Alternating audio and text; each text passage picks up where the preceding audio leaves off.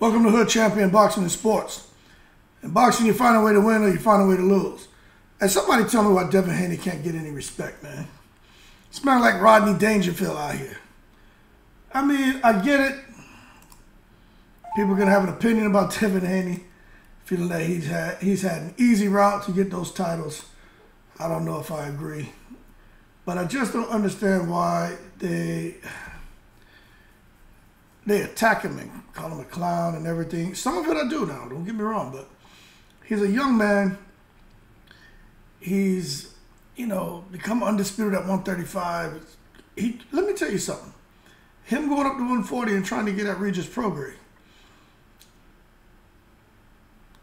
that takes a little bit of balls, man. Okay, I get it. Regis Prograis didn't look that spectacular in his last fight. He looked lost in there, to be honest with you, dealing with the movement in a boxer. That first round, he almost got knocked out. He was hurt.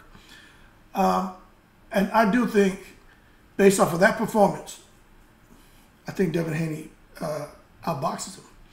I think Devin Haney will beat him. But you just don't know if that was a bad performance, a bad night by Regis Prograis. And the reason I say that is because when you think of like Riddick Bowe, when he fought that Cuban fighter, Gonzalez, I think was his name, had half his hair shaved off and had the shag. Riddick Bowe is coming off of two performances where he didn't look that good. But boy, did he surprise everyone when he came in the ring for that guy. I think it's Hector Gonzalez. I think it's Gonzalez, the Cuban dude, right? Like 6'8".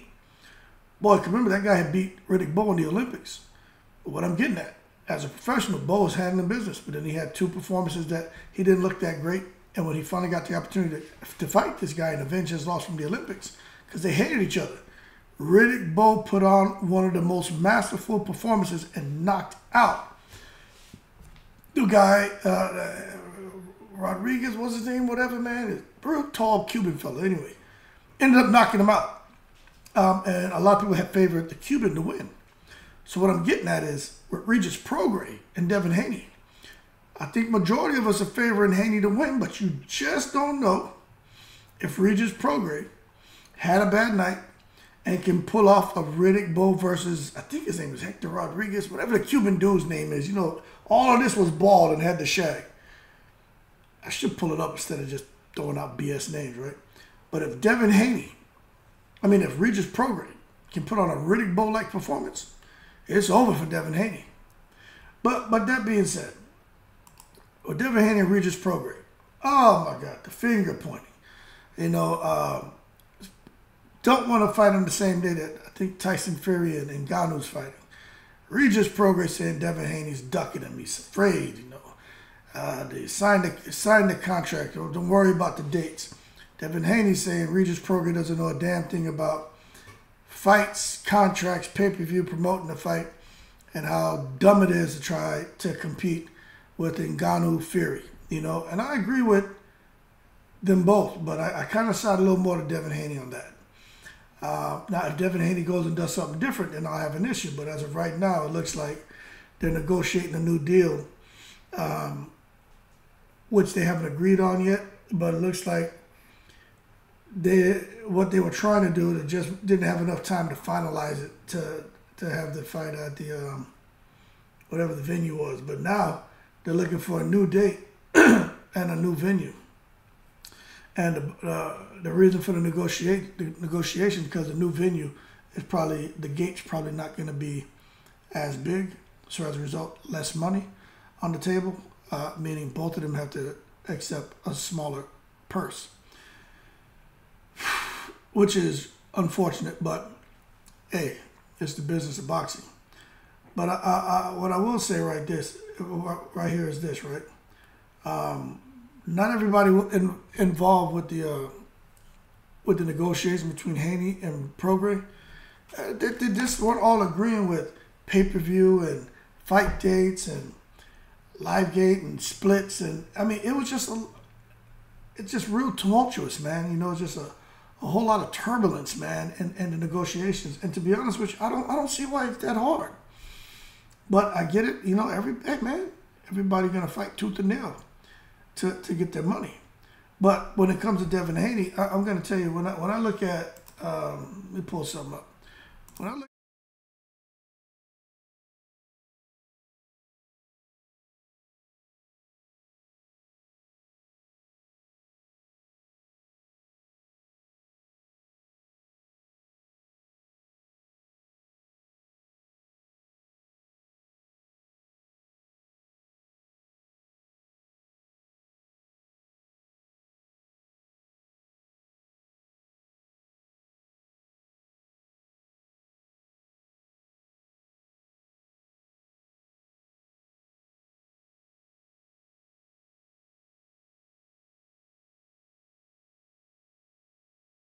done in boxing, everybody, when he was before he signed with Matchroom, what him and his dad were able to do independently to grow his career and profile was amazing.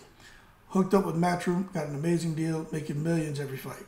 Okay, got the opportunity to go out there and fight on ESPN, fight Kambosos. So he got screwed in that deal, took the deal because he believed in himself. Was able to clip Kambosos a couple of times while in Australia, come back. I don't think it's highly controversial, but he beat Lomachenko, and I rewatched the fight. He beat him. Okay, long story short, it's like they went from really rooting for Devin Haney to now really hating on Devin Haney. And I think the Lomachenko fight has a lot to do with it, but I also think his presence on Twitter and social media has a lot to do with it too. You can't be coming out here preaching religion to people and then your favorite word is the N word, in this, in that.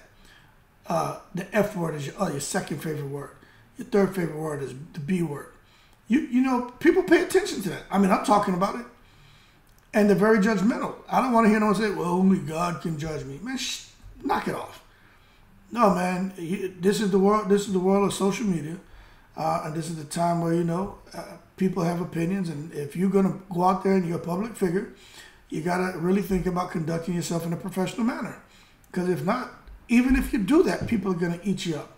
But if you want to mitigate some of the disrespect and people viewing you as a clown, well, then, you know, clean up your act a little bit. Okay? And then I think things will improve. It will never be perfect because people, it doesn't matter what you do. They're always going to have an opinion about you. But you look at the where he's at now, they're like, okay, he's going to go fight Regis Prograis. And I'm telling you right now, man, a lot of people feel that he'll beat Regis Prograis. They do. But at the same time, you know, will he get the credit that he deserves? Right before it, man, it's starting to perspire. But will he get the credit he deserves fighting Regis Prograis? I don't know, because if Regis Prograis and Devin Haney, when they fight, Regis looks the way he looked in his previous fight, I just don't think they're going to give Devin Haney the credit.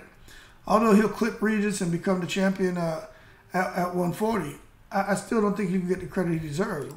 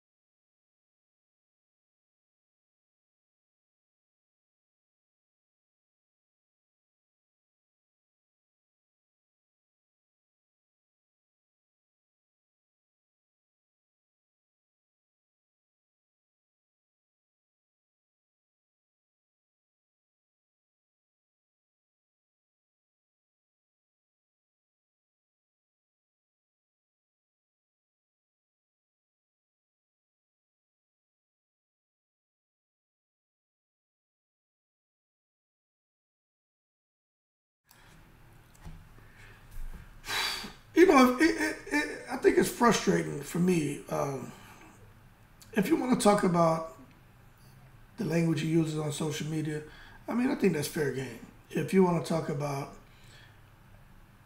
feeling like he, as a undisputed at 135, should be fighting a guy like Tank, or should fight Frank Martin, or should fight Shakir, I can understand, and I wouldn't mind listening and having that discussion. But when people start attacking Devin Haney and saying he's ugly and calling him a monkey, and man, I just don't think that's cool. You know what I'm saying? But then again, you know, people are cruel. It is what it is. Cyberbullying is real. But that's no reason to come out here, man, and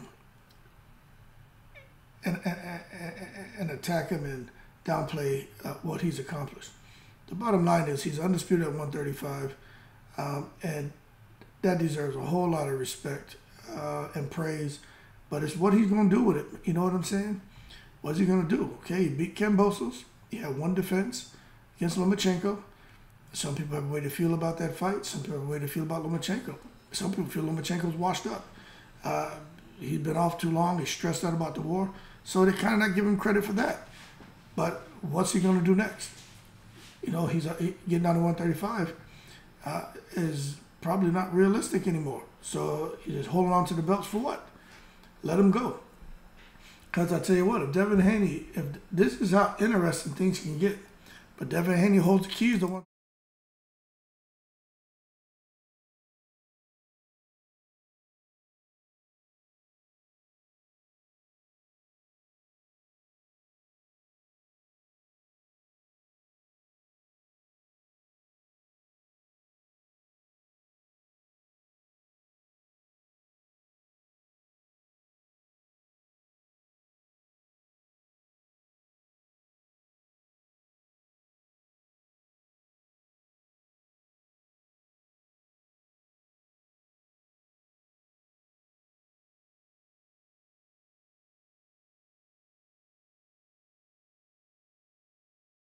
Really good fights at 135, but guys who can actually make the weight and not struggle. And then from there, you know, a guy like Tank Davis and Shakir Stevenson, more Shakir Stevenson, who wanted to become undisputed at 135. Look, he missed the 4-for-1 deal. Devin Haney had 4 belts, right? 4 belts, 1 fight. Shakir Stevenson wanted more money. Stupid.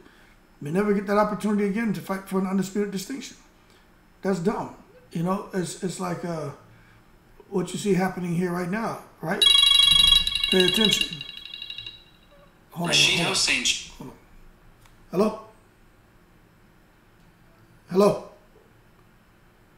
Hello? Yeah. Yeah. Can I go to the clinic with Danny? It's 7 to 9. Yeah, can you like going? What clinic? It's the clinic. Danny's mom and dad have the information. Yeah, what do you need? I don't need anything. They can give me my own ball. I have to use my bag. Yeah, no problem. Yeah. Bye. Bye. You need money? All right, bye. Sorry, that was one of my sons. He's going to a basketball clinic. I don't edit those things out because I'm human. But back on what I was talking about, when it comes to pay attention to what Terrence Crawford's doing. Undisputed at 140, became undisputed at 147. This man wants to become undisputed a 3rd time. Let me tell you something. If he gets that chance to go up to 168 and fight Canelo or Charlo, he's trying to set the stage right now. What he's doing is trying to force those guys into a position to where they got to come out publicly and say, okay, I like Canelo in particular, if Canelo beats Charlo. Yeah, I know I said I wouldn't fight Crawford at 158. Well, the interviewer can say, well, look, he said he'll come to 168. That forces Canelo to say, look, I'm not going to fight him at 168, and then it's clearly he's putting duck sauce on the fried rice. But if not, he's got to fight him. But that just shows you when a fighter really wants to become an undisputed champion, they'll do whatever it takes. Shakir Stevenson, I'm not convinced he wants to be undisputed. Oh, there'll be another opportunity. You sure about that? Let me tell you. All right, I'll tell you what. I'll bet anybody watching this video, let's see if Shakur Stevenson becomes undisputed at 135. If he becomes undisputed at 140. I'm telling you right now, Shakur Stevenson will never, ever be an undisputed champion. It's politics, man, and time. He'll never, ever be an undisputed champion. His best opportunity to become undisputed was to catch Devin Haney, weight drain Devin Haney at 135, and get in there and beat him. Now, Devin Haney moves up, he got the belts, all these guys and sanctioning bodies and the secret society and key decision makers behind the scenes get involved, and they already don't like Jay Prince, and Shakur Stevenson never gets an opportunity at undisputed, and if he doesn't clean up the entourage he has around him, he probably end up in goddamn prison. But that being said, I don't know. Devin Haney deserves respect? I think so. Is he creating some of his own misery? I think so. Should he drop them belts and just stay at 140? I think so. Can he have success at 140? It depends on who he fights. Will he beat Regis Prograis? I think so. Will he unify the division if he fights Rolly Romero? I don't know, because Rolly Romero can crack. If Devin Haney fights Teofimo, I don't know. But what I'm telling you is he'll have some success. Long term, I don't know. Depends on who he fights. Become undisputed at 140. Devin Haney will never become undisputed at 140. Never. And I'm not saying that to hate on him. I'm just telling you. It will never happen. He got a sweet deal at 135. Remember, he got the 3-for-1 deal or the 4-for-1 deal. Right? Because Kambosos was cashing out. So let's just be real. Just keep it 100% real now. Devin Haney recognized the 4-for-1 deal. And he took it. Shakur Stevenson had an opportunity for a 4-for-1 deal and he ran from it. That was a mistake. But that being said, more to come. We'll see what Devin Haney does. I'm not confident he's going to fight Regis Prograis. This renegotiating the deal and all that. I'm not sure. I'm really not sure on what's going to happen. But that being said, we'll find out. Anyway, y'all keep cool. Shout out to the veterans, all 7 continents. I'm in the breeze.